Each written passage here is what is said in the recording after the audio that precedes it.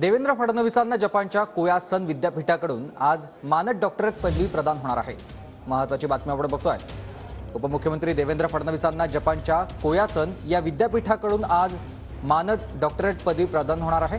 आज मुंबई विद्यापीठामध्ये डॉक्टरेट पदवीने फडणवीसांना सन्मानित करण्यात येईल। कोयासन विद्यापीठातर्फे मानद डॉक्टरेट मिळवणारे फडणवीस हे पहिले आहेत।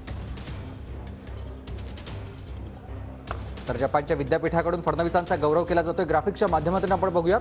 जपानच्या कोयासन विद्यापीठाकडून देवेंद्र फडणवीसांना मानद डॉक्टरेट प्रदान होणार आहे।